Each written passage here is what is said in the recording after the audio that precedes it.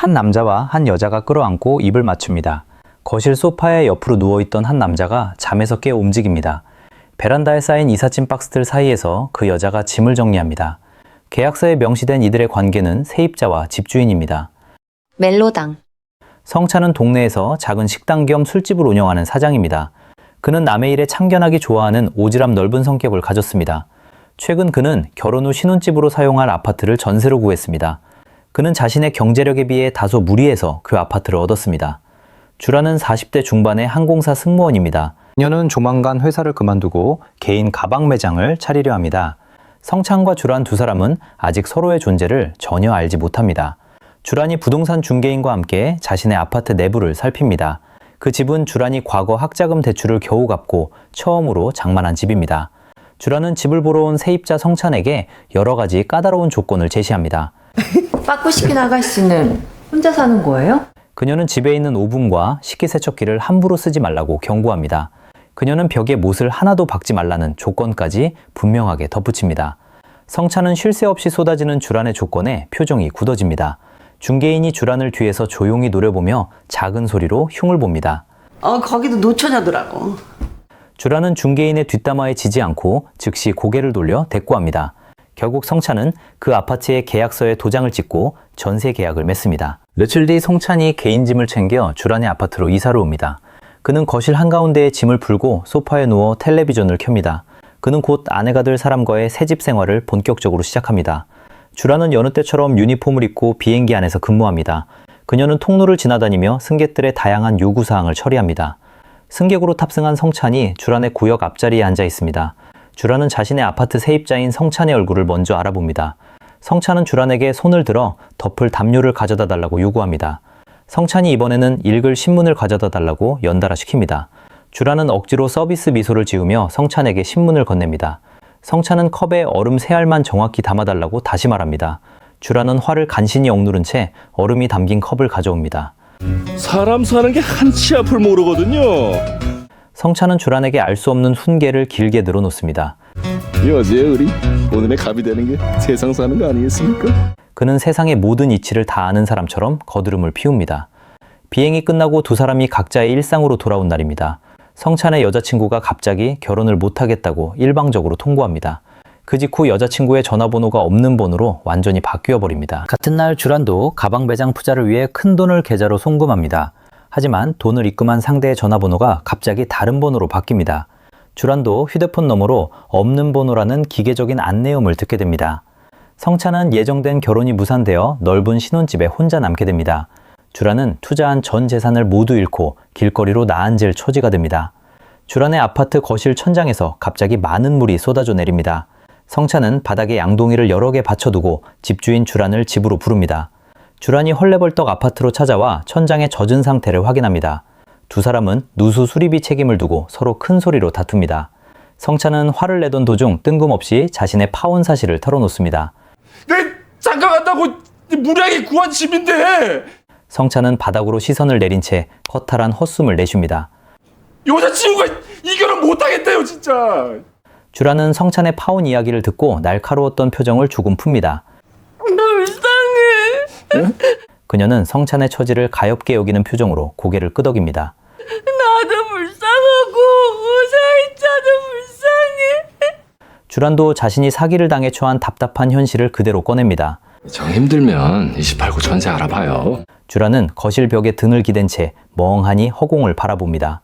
학자금 대출 겨우 갚고 여태 일해서 마련한 게 이 아파트예요. 그녀는 학자금 대출로 고생했던 과거를 입 밖으로 꺼냅니다. 빚을 2억이나 깔고 있긴 하지만 빚이 2억이나 있다는 주란의 말에 성찬이 입을 다뭅니다. 두 사람은 언쟁을 멈추고 서로의 불운한 처지를 완전히 알게 되었습니다. 그날 저녁 성찬이 베란다 바닥에 고기 굽는 불판을 차립니다. 두 사람은 좁은 베란다 불판 앞에 나란히 자리를 잡습니다. 그들은 삼겹살과 캔 맥주를 입에 넣으며 배를 채웁니다. 어두운 밖을 배경으로 불판에 하얀 연기가 피어오릅니다. 주란은 조용히 술잔을 비운 채 성찬의 넋두리에 귀를 기울입니다. 성찬도 말없이 주란의 빈잔에 맥주를 가득 채워줍니다. 식탁에 마주 앉은 두 사람은 늦은 밤까지 맥주를 마십니다.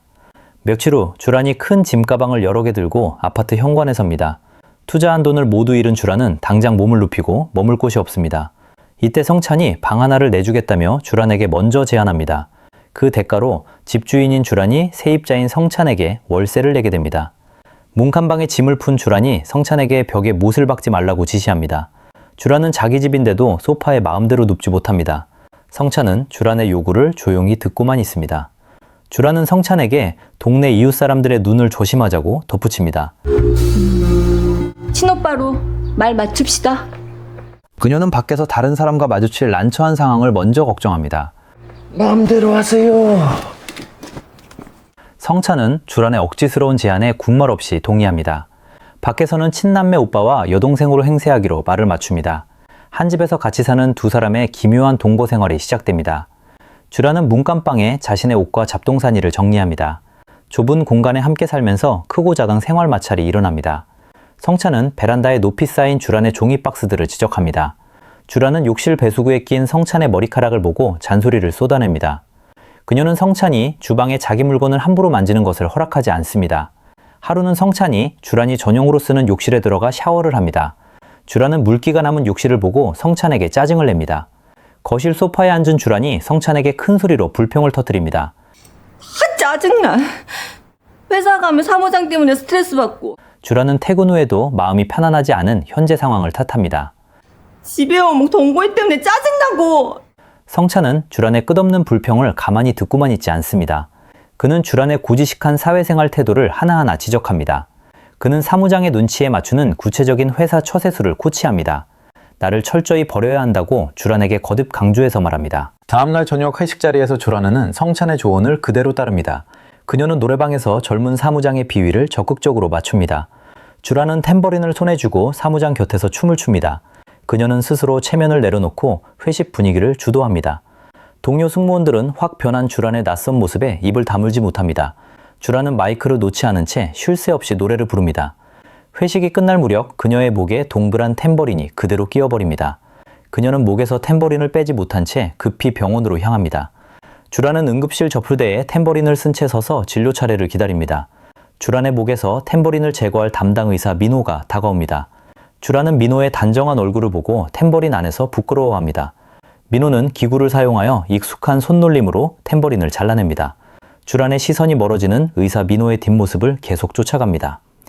집으로 돌아온 주란은 거실 소파에 힘없이 주저앉습니다. 성찬이 주란에게 병원에서 무슨 일이 있었는지 꼬치꼬치 묻습니다. 주란은 성찬에게 40대 중반인 자신의 나이 이야기를 꺼냅니다. 그녀는 이제 주위에 결혼식을 올릴 미혼 친구도 없다고 말합니다. 그녀는 주말마다 기혼 친구들의 돌잔치만 다닌다고 한탄합니다. 주란이 40살인 자신과 결혼할 생각이 있느냐고 묻습니다. 여자 나이 40이라 결혼할 생각 있어요? 성찬은 주란의 질문에 망설임 없이 단호하게 대답합니다. 없어요. 이봐. 남자들 다 똑같다니까. 주란은 성찬의 거절에 입을 삐죽 내밀며 대화를 멈춥니다. 성찬은 주란이 응급실 의사 민호에게 호감이 있다는 것을 알아챕니다. 그는 남의 연애사에 다시 한번 깊게 끼어들기로 마음먹습니다. 그는 잘나가는 민호와 주란을 이어줄 구체적인 계획을 세웁니다. 성찬은 소셜미디어를 활용한 접근 작전을 주란에게 제안합니다. 두 사람은 페이스북으로 민호를 낚을 만반의 준비를 마칩니다. 성찬은 휴일에 주란을 데리고 파주의 분위기 좋은 카페로 갑니다. 그는 주란의 손에 두꺼운 책을 쥐어주며 자리에 앉힙니다. 성찬이 지적인 여자 콘셉트로 독서하는 주란의 사진을 찍습니다. 그는 그 사진을 주란의 소셜미디어 계정에 보기 좋게 올립니다. 며칠 뒤 성찬은 주변 지인에게서 큰 강아지를 한 마리 빌려옵니다. 이번 콘셉트는 동물에게 다정한 모성애가 있는 따뜻한 여자입니다. 주란은 강아지를 품에 안은 채 해맑은 미소를 지어 보입니다. 성찬은 여러 각도에서 사진을 찍어 게시물을 꾸준히 올립니다. 다음 콘셉트는 가을을 타며 외로움을 느끼는 여자의 모습입니다. 주란은 창밖을 응시한 채 분위기 있는 자세를 취합니다. 성찬은 주란의 일상을 꼼꼼하고 정성스럽게 연출하여 꾸밉니다. 주란은 성찬이 시키는 대로 묵묵히 얼굴 표정과 포즈를 바꿉니다. 성찬의 얼굴에 결과물을 만족스러워하는 옅은 미소가 번집니다. 주란은 사진 몇 장을 올리는 이 작전이 정말 효과가 있을지 의심합니다. 성찬은 주란에게 자신의 확고한 연애론을 자신있게 설명합니다. 연애가 사기지 뭐. 상대가 보고 싶어하는 걸 계속 보여주면. 그는 회사에서 나를 버려야 한다고 했던 코치를 떠올립니다. 연애도 그 회사 처세술과 똑같은 방식이라고 거듭 말합니다. 평생 그 사기 성공하는 거고. 뭐 있어? 주란은 성찬의 그럴듯한 설명을 듣고 조용히 고개를 끄덕입니다. 성찬은 쉬지 않고 민호의 관심을 끌 게시물을 기획해서 올립니다. 주란은 휴대폰 화면만 바라본 채 민호의 반응을 간절히 기다립니다. 두 사람의 페이스북 연출 작전은 멈추지 않고 매일 진행됩니다. 주란의 소셜미디어에는 잘 짜인 사진들이 가득 채워집니다. 성찬의 소셜미디어 작전이 통하여 민호가 먼저 연락을 해옵니다. 주란과 민호는 약속을 잡고 식당에서 만나 브런치를 먹습니다. 두 사람은 다가오는 주말에 함께 등산을 가기로 약속을 잡습니다. 주란은 험한 등산을 다녀온 뒤 다리가 퉁퉁 부어 힘들어합니다. 거실 바닥에 앉은 주란이 손으로 종아리를 주무르며 인상을 씁니다. 성찬이 주란 곁으로 다가와 그녀의 발과 다리를 마사지해 줍니다. 그는 과거에 술집을 낼지 마사지 샵을 낼지 진지하게 고민했던 사람입니다. 성찬의 능숙한 손길에 주란은 아픔을 잊고 피로를 풉니다. 민호와 연락이 꾸준히 이어지면서 주란은 외출하는 날이 잦아집니다. 성찬은 밤늦게까지 침대를 뒤척인 탓에 잠을 이루지 못합니다. 거실로 나온 성찬은 물컵을 든 채 조용히 생각에 잠깁니다. 난 가끔 잠이 안 와 궁금해서. 성찬은 거실로 나온 주란에게 민호와의 진행 상황을 묻습니다. 뭐가요? 성찬은 오지랖을 넘어 주란에게 이성적인 호감을 두고 있습니다. 그는 자신의 마음을 속으로 숨긴 채 주란의 연애를 돕고 있습니다. 주란은 성찬의 복잡한 짝사랑 감정을 아직 전혀 알지 못합니다. 그녀는 민호와의 데이트 관계에만 집중하며 밖으로 나갑니다. 성찬은 주란이 외출할 때마다 현관에 서서 그녀의 뒷모습을 배웅합니다. 두 사람은 한 집에서 각자의 생활 리듬 밑에 맞추어 지냅니다. 성찬은 늦은 밤까지 술집 주방에서 안주를 만들며 손님들을 맞이합니다. 주란은 비행 스케줄표에 따라 캐리어에 짐을 싸서 공항으로 출근합니다. 그들은 집안에서 오가며 마주치며 서로의 소소한 일상을 공유합니다. 가끔은 식탁에 마주 앉아 짧은 대화를 나누며 시간을 보냅니다. 주란은 밖에서 민호와 함께 분위기 좋은 식당을 찾습니다. 민호는 주란을 위해 식당에서 가장 좋은 안주와 술을 시켜줍니다. 주란은 음식에 좀처럼 손을 대지 않은 채 어색하게 자리에서 일어납니다. 그녀는 맛있는 좋은 안주를 그대로 남겨두고 집으로 돌아옵니다. 주란은 집에 오자마자 주방으로 들어가 양은 냄비에 라면을 끓입니다. 그녀는 식탁에 앉아 가장 편안한 옷차림으로 라면을 후루룩 먹습니다. 성찬이 주란의 맞은편 의자에 앉아 라면 먹는 모습을 쳐다봅니다. 그는 주란이 비싼 바깥 음식을 남기고 와서 라면을 먹는 것을 타박합니다. 주란은 성찬의 말을 가볍게 무시한 채 냄비에 면을 건져 먹습니다. 그녀가 젓가락을 식탁에 내려놓고 성찬을 진지하게 바라봅니다. 나하고 있을 땐 잘만 먹고 소파에서 잘도 주무시더만. 성찬은 주란의 갑작스러운 질문에 당황하여 딴 곳으로 시선을 피합니다. 그런 자기는 뭐 내가 여자로 보이기는 하나? 성찬은 가벼운 농담을 던진 채 주란의 날카로운 질문을 회피합니다. 주란은 성찬의 엉뚱한 대답에 작게 웃음을 터뜨리며 남은 국물을 마십니다. 성찬은 주란이 방으로 들어가자 빈 냄비를 들고 설거지를 합니다. 주란이 결혼을 전제로 민호의 부모님께 첫인사를 드리러 가는 날입니다. 성찬은 현관 바닥에 주저앉아 주란의 구두를 정성껏 손질합니다. 그는 주란이 걷다가 넘어지지 않도록 구두굽을 새 곳으로 갈아놓습니다. 그는 주란의 옷차림과 화장에 대해 아버지처럼 끊임없이 잔소리를 합니다. 주란은 외출 준비를 모두 마치고 현관의 성찬 곁으로 걸어옵니다. 나한테 왜 이렇게 잘해준대? 성찬은 새빵 사는 사람이 집주인에게 잘 보여야 한다며 말을 돌립니다. 주란은 작은 상자 하나를 거실 식탁 위에 조용히 올려둡니다. 그녀는 현관문을 열고 긴장한 표정으로 인사를 하러 나갑니다. 성찬은 식탁 위로 다가가 주란이 남긴 상자를 조심스럽게 엽니다. 그 안에는 주란이 미리 준비한 성찬의 생일 선물이 들어있습니다. 그날은 다름 아닌 성찬이 태어난 날인 그의 생일이었습니다. 성찬은 주란이 남긴 선물을 들여다본 채 조용히 미소 짓습니다. 그는 가전 선물을 챙겨 들고 자신의 술집으로 가벼운 발걸음으로 옮깁니다. 성찬은 가게 간판불을 켜고 혼자 영업 준비를 시작합니다. 그는 주방 집기를 청소하고 홀의 테이블을 반듯하게 닦습니다. 밤이 늦은 시간이 지나도 성찬의 술집에는 손님이 한 명도 오지 않습니다. 그는 텅 빈 테이블에 앉아 유리문 밖에 거리만 쳐다보고 있습니다. 함께 일하는 직원마저 퇴근하고 성찬 혼자 덩그러니 가게를 지킵니다. 그는 혼자 소주잔을 채우고 비우며 쓸쓸한 생일의 밤을 보냅니다. 한편 주란은 고급 식당에서 민호의 가족들과 어색하게 식사를 합니다. 그녀는 긴장한 나머지 인사 자리를 망친 채 도망치듯 밖으로 빠져나옵니다. 주란은 성찬이 굳혀준 구두를 신고 바쁘게 거리로 걸음을 옮깁니다. 성찬은 손님 없는 가게에서 술잔을 기울인 채 깊은 상념에 빠집니다. 닫혀있던 가게 문이 열리고 주란이 거친 숨을 몰아쉬며 안으로 들어옵니다. 성찬은 생각보다 일찍 돌아온 주란의 모습에 당황한 표정을 짓습니다. 그는 인사를 망치고 온 주란에게 여기까지 왜 왔느냐고 캐묻습니다. 주란은 성찬의 채근에 지지 않고 자신의 감정을 담아 대답을 돌려줍니다. 갑자기 기청 떨어지겠네. 주란은 자신을 다른 데로 시집 보내고 집에서 내보낼 생각이 좋았느냐고 묻습니다. 보고 싶어서 왔어요. 보고 싶어서. 됐어요? 성찬은 당신이 내 옆에 없으니까 싫었다고 주란에게 솔직히 대답합니다. 성찬은 가만히 서 있는 주란을 향해 한 걸음 다가섭니다. 그는 테이블 자리에서 일어나 주란의 곁으로 천천히 다가갑니다. 주란 씨.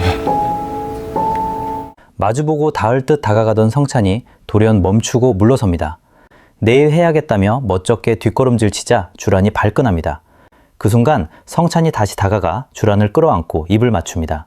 주란도 자연스럽게 팔을 들어올려 성찬의 목을 감싸았습니다. 불이 켜진 가게 유리창 너머로 두 사람이 껴안고 있습니다. 영화 좋아해줘 였습니다.